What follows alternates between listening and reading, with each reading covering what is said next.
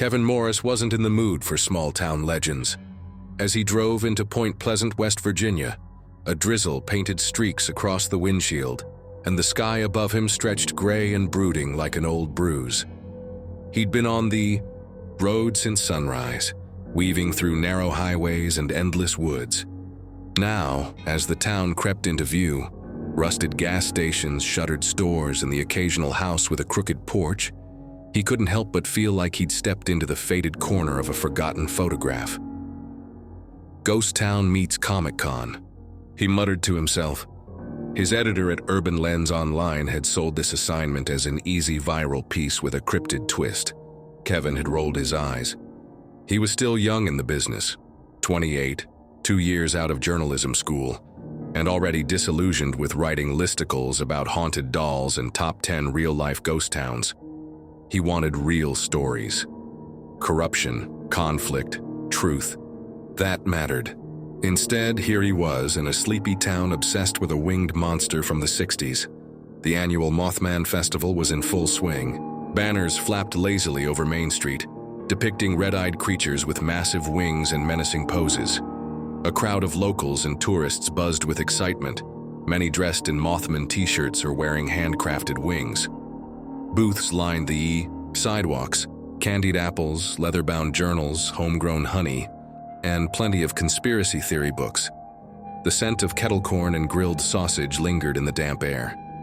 Kevin parked near the town square, slipping his press badge around his neck. He stepped out of the rental car, stretched, and snapped a quick photo of the life-sized chrome Mothman statue that stood ominously at the center of town. Its wings extended high above its back, and its glowing red eyes seemed to follow him as he moved. He didn't believe in monsters. What he believed in was curiosity, and the fact that people were always looking for something to fill the empty spaces in their lives. "Excuse me?" came a voice behind him. Kevin turned to find an older woman standing near a booth that sold carved wooden talismans. She wore a long forest green coat and had a face that looked like it had weathered 100 West Virginian winters. Her eyes were sharp and strangely bright. "You here for the festival?" she asked. "Sort of," Kevin replied, flashing his badge. "I'm with Urban Lens, covering the event for an article." She nodded slowly but didn't smile. "Just be careful what you dig up." Kevin raised an eyebrow. "You mean about the Mothman?"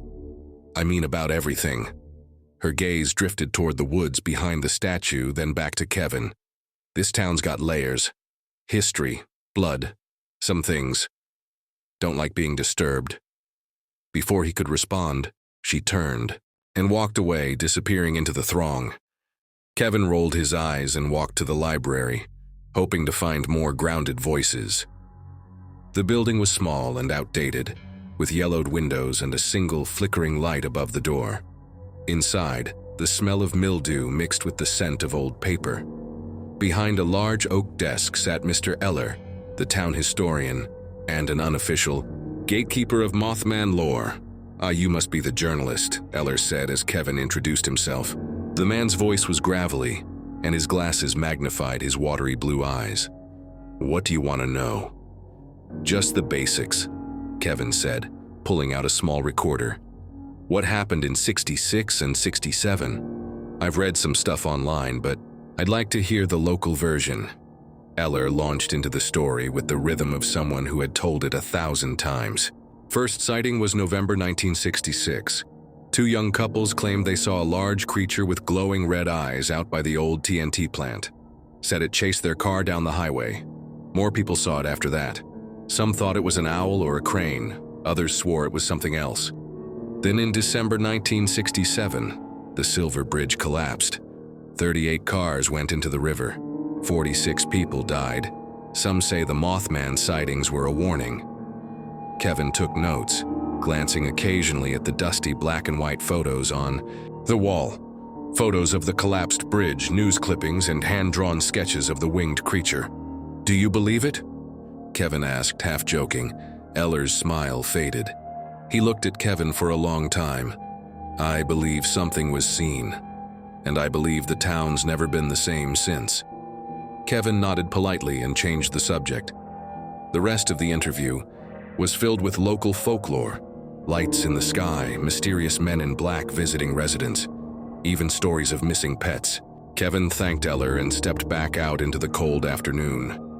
He decided to visit the old bridge site before heading to his motel. The Silver Bridge had once connected Point Pleasant to Gallipolis, Ohio, until it collapsed into the Ohio River during rush hour. What remained of it now was a skeletal ruin behind a chain-link fence. Beyond it, the river churned slowly, dark and cold. The surrounding trees whispered in the breeze, and a few birds cawed overhead. Kevin stood at the edge of the barrier and took a few photos. The air was still, too still. Then a rustling sound. He looked toward the woods on the far side of the bridge. A dark shape stood just beyond the trees. Kevin squinted. It wasn't an animal. It was tall, slender, humanoid, and it had wings. He blinked, and the shape vanished behind the trees. Okay, Kevin whispered to himself. What the hell was that? He quickly made his way back to the car and climbed in. The engine wouldn't turn over. He tried again. Nothing. He cursed, checking his phone. No signal. Then the headlights flickered, on, then off. He sat in silence, eyes darting to the woods. Sudden thud struck the roof of the car. He jumped, heart pounding. Another thud followed, then a scraping sound, like something dragging claws across the metal. He didn't dare move. Then came a low, vibrating hum. It seemed to come from the air itself, almost like a giant insect's wings, or a distant generator, hidden underground. The hairs on Kevin's arms rose. His breath clouded the windshield as the temperature seemed to drop several degrees. A shadow moved across the hood. He stared ahead, wide-eyed, trying not to breathe. Something passed in front of the car, tall, black-winged. It paused just outside the headlight's reach. Then the sound stopped. The car lights died completely, and the creature was gone. Kevin sat in darkness, gripping the steering wheel, too stunned to move. After several minutes, the car suddenly came back to life. The engine roared as if nothing had happened. Kevin hit the gas and sped out of the lot, gravel spraying behind him. Back at the motel, he locked the door, drew the blinds, and sat on the bed staring at the wall. He didn't sleep. That night, he wasn't sure what he'd seen, but something had seen him too, and it was just the beginning. Kevin woke to the sound of something scratching at the motel window. For a moment, he lay still under the thin bedsheet, listening. The room was dim, lit only by the soft glow of a parking lot, light filtering through the half-closed curtains. His heart was already beating fast. He hadn't really slept, not after what he saw the night before. The scratching came again, delicate, almost curious. He sat up slowly. His throat was dry. He reached for the lamp on the nightstand, but it wouldn't turn on. The room remained cloaked in shadows. He took a slow breath, walked quietly to the window and pulled the curtain aside a sliver. Nothing, just an empty lot. No movement, no shape, no winged figure in the night. He waited another moment, then let the curtain fall. Probably a tree branch, he told himself. Or maybe a raccoon. Whatever it was gone now. But something in his gut told him it wasn't that simple. After splashing cold water on his face and downing 2 bitter sips of motel coffee, Kevin stepped outside. The air was crisp and damp. Across the parking lot, he noticed something strange. Scratches on the hood of his rental car. Long, thin grooves like someone had dragged a rake across it. No kids. No animals would do that. He rubbed his face, trying to shake the unease creeping in his spine. His reporter instincts told him to write everything off as coincidence. Pareidolia. Imagination. But a deeper instinct, the one journalists usually tried to ignore, told him he had already gone too far. Still, he had a job to do. He returned to Main Street where the festival was ramping up again. Costumed attendees filled the sidewalks, some with homemade Mothman wings, others with tinfoil hats and alien pins. A band played rock covers on a small stage near the statue, and kids took turns posing dramatically in front of the chrome creature. Kevin wandered through the crowd trying to focus on interviews. He spoke with vendors, tourists, even a man dressed as a government agent handing out fake Mothman incident reports. Everyone had a story. Everyone claimed to know someone who saw something. Lights in the sky, giant wings in the trees, prophetic dreams before tragedy struck. But it was all the same kind of vague.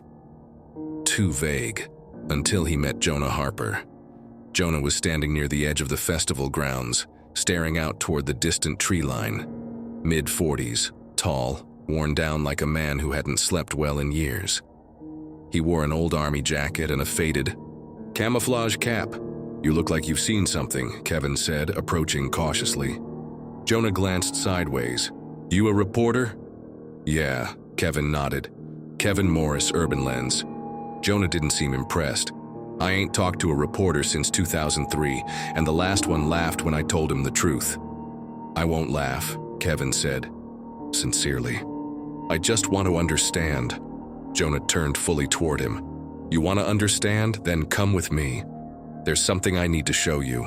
Normally, Kevin would have hesitated, but something in Jonah's eyes told him this. Wasn't a setup, it was desperation. Quiet, long-lived desperation. They drove in silence, Kevin following Jonah's battered pickup truck for nearly 20 minutes into the rural outskirts. The road narrowed to a dirt path surrounded by trees that loomed high and close. Finally, Jonah pulled into a clearing near an old hunting shack with a partially collapsed roof. "This is where it happened," he said, stepping out. Kevin followed. "What happened here?" Jonah pointed to the edge of the woods. "Fall of '99, I was out here with my brother, Ben. We were tracking deer. Sun was going down. We heard something big in the trees. Thought it was a bear." He paused, eyes clouding. But it wasn't a bear. It was something standing upright, about 7, maybe 8 feet tall. Wings folded back like a damned demon. Red eyes like brake lights. It didn't move at first. Just stood there, watching, like it knew we were afraid. Kevin took out his recorder again. My brother tried to get a picture with his old Kodak. As soon as he raised it, the thing screeched, like metal tearing. It launched straight up into the trees and disappeared. Ben ran. I followed. Jonah looked at the shack. 2 nights later, Ben disappeared. Took his truck out and never came back. Search party found it at the edge of the river. Driver's door open. Keys still inside. No blood. No signs of a struggle. Kevin frowned. "You think the creature took him?" "I think whatever it is, it chooses people, watches them, follows them until it gets what it wants." Kevin felt the wind shift. Cold, damp. The trees seemed to lean closer. "Did you ever see it again?" he asked. Jonah nodded slowly. 3 times, always at a distance. Always before something bad happened, a fire, a drowning. That bridge in '07 down near Logan County? Saw the creature 3 days before it fell. Kevin turned off the recorder. "This thing, do you think it's real? Like a biological animal?" "No," Jonah said. "It's not flesh and blood. It's something else. Something old. It doesn't live here, it visits, like a warning or a punishment, I don't know." Kevin shivered, though the sun was out. "Why tell me all this now?" he asked. Jonah looked him dead in the eye. "Because you saw it, didn't you? Out by the bridge." Kevin hesitated. "Yes," he admitted quietly. "I think I did." "Then you're marked now, like the rest of us." The words hung in the air like smoke. Back in town, Kevin tried to refocus. He bought a hot coffee, found a quiet bench near the courthouse, and reviewed the photos he'd taken the previous night. But something was wrong. One of the photos, taken just after the headlights flickered, had a shape in the corner, a dark silhouette against the trees. It wasn't clear, but it was there. Not a trick of the light, not a tree branch. A figure with wings. He stared at it for nearly 10 minutes. He zoomed in, tried to enhance it with a filter. The more he looked, the more it looked like it was looking at him. The photo app froze. Then the phone shut off. Battery dead. He'd charged it just 2 hours ago. That night, back in his motel room, Kevin started a draft for his article, but the words wouldn't come. Every sentence felt hollow. manufactured. This wasn't a festival story anymore. This was something else, something real. He went to the bathroom to splash his face again. When he looked up at the mirror, he froze. Behind him in the reflection stood a tall, winged shadow. No sound, no movement, just presence. He spun around, nothing. The room was empty, but on the mirror, written in condensation, were 5 words. "You're not supposed to see." Kevin backed into the wall, heart pounding, breath short. He grabbed his bag, his keys, and ran out the door into the night. The parking lot was empty. The sky above him was black, and far, far above, silent but massive, a winged shape moved slowly across the moon. Kevin didn't remember checking out of the motel. He just remembered running, down the hallway, past the broken vending machine, into the night air thick with fog. By the time the sun crested the hills east of Point Pleasant, he was halfway, to the outskirts, parked near a lonely diner with buzzing fluorescent lights and a flickering "open" sign that looked more desperate than welcoming. He hadn't slept, he hadn't eaten, but he had seen something, and now, more than ever, he needed to know why. The mirror message still haunted him. "You're not supposed to see." Like he'd violated some boundary, stepped into territory not meant for outsiders. He replayed the sound of the creature's wings, the reflection, the long claw marks across his car, and worst of all, that feeling of being watched. He needed answers. Not legend, not hearsay. Truth, which is why he returned to the library. It was barely past 7:30 a.m., but Mr. Eller was already there, as if he'd been waiting. "You look like you've been chased through the woods," Eller said, frowning behind his thick glasses. Kevin walked straight up to the desk and slammed the photo down. The one with the shadow, the wings. This was taken 2 nights ago, near the remains of the Silver Bridge. Eller picked it up slowly.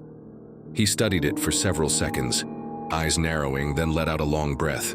"You weren't supposed to go there." Kevin leaned in. "Then you knew." "You've always known?" Eller didn't deny it. He set the photo down gently as if it might shatter. "Most people who come for the festival are here for the show. T-shirts, toys, stories, but they don't go near the truth. Not really. You did. You went too far." "Then help me understand," Kevin said. "No more riddles. What is it? What does it want?" Eller stood up without a word and gestured for Kevin to follow. He led him through the back of the library, through a narrow hallway to a locked door labeled Archives. Inside was a room that smelled like old paper, mildew, and secrets. Eller opened a file drawer labeled Local Incidents, Restricted. He pulled out a thick manila folder and handed it to Kevin. Kevin flipped it open. Inside were dozens of newspaper clippings, Polaroids, and hand-typed reports. Not just from Point Pleasant, but from all over Appalachia. Murders, suicides, structural collapses, disappearances, each dated months or days after sightings of a winged figure. The earliest record dated back to 1913, long before the famous 1967 bridge disaster. "This isn't just a Point Pleasant thing," Kevin whispered. "No," Eller said. "It moves, but it always leaves breadcrumbs." Kevin stared at a police report from 1952. Family of 5 found dead in remote cabin outside of Elkins. Eyewitness from neighboring farm claims he saw a large man-bird perching on the roof. The night before, no prints, no motive, no survivors. "These people," Kevin said slowly. "They all died." Eller nodded grimly. "It doesn't always kill, but it never comes for nothing. Some say it's a harbinger, something that shows up to warn us of doom. Others say it causes it." "Which do you believe?" Eller hesitated. "I believe it. Judges. And once you've seen it, once it sees you, you're changed." Kevin felt something cold settle in his bones. "So what do I do? Leave? Burn the photos? Act like it never happened?" "It's too late for that," Eller said quietly. "You've been marked." Kevin stared at the old man, disbelieving. "Marked for what?" Eller didn't answer, because he didn't have to. The air shifted, a subtle tremor through the floorboards, a low vibration in Kevin's gut. He turned slowly toward the window behind the archive shelves. Outside, high above the courthouse clock tower, something hovered, silent. Wings spread, red eyes glowing faintly through the fog. And then it was gone. Kevin's phone buzzed violently in his pocket. A call from an unknown number. He answered with trembling fingers. "Hello?" A long pause. Then a voice, distorted, barely human, whispered through the static. "You were warned." The line went dead. Kevin's hands shook. He dropped the phone. "I have to get out of here." Eller didn't stop him. As Kevin stumbled out of the library into the morning mist, everything looked different, quieter, like the town was holding its breath. He drove without thinking, past the statue, past Main Street, past the motel, out toward the TNT area where the first sighting occurred back in '66. If he was marked, if the thing was after him, he needed to confront it. The forest swallowed the road quickly. The pavement gave way to cracked concrete, then to dirt. He parked near one of the old WWII munitions bunkers, half collapsed and covered in moss and vines. He stepped out and waited. For a long time, nothing happened. Then, a whisper of wings. He turned. It stood at the edge of the trees, tall, black, winged. Its eyes weren't angry, they weren't kind either. They were final. Kevin took a step forward. "What do you want from me?" The creature didn't move. "I'm not afraid of you," he said, his voice breaking. It tilted its head. "I know what you are." No reply. Only wind and breathless silence. Then Kevin reached into his coat and took out the last photo. The one that showed the creature. He held it up and shouted, "I see you." Something changed. The world dropped into stillness. Like time paused. The creature moved, not toward him, but into him. A burst of wind, darkness, cold, and then silence. When Kevin opened his eyes, he was standing in the middle of the woods. The bunker was gone. The sky was dark, the stars above strangely still. No sound, not even insects. He was alone, or so he thought. In the distance, faintly, he heard whispering. Dozens of voices, names, warnings. He turned. Standing around him were shadows, people. Men, women, children. Some dressed in old clothes, some modern. All silent, all watching. Kevin recognized one face. Jonah Harper's brother, Ben. He'd seen the photo in the file. They were the marked, the taken, and now so was he. But Kevin wasn't dead. Not yet. The creature appeared once more, wings folding around the circle of ghosts. It reached out, not with claws but with intention, and then everything turned white. 2 weeks later. Back in Point Pleasant, the festival ended quietly. The booths were packed up, the statue remained ever watching, and Kevin Morris, gone. Rental car abandoned near the woods. Motel room left untouched. His editor said he never filed the story. No one knew where he went, except one man. Jonah Harper found the file Kevin left behind in the library archives, inside a sealed envelope, addressed to anyone who still sees. Inside was a USB drive, one photo, the creature's shape, and a final note. It's not a warning, it's a reckoning. If you're reading this, you still have time, but not much. Jonah burned the envelope. Then he looked out the window toward the woods. Something shifted in the sky, and the shadow flew again.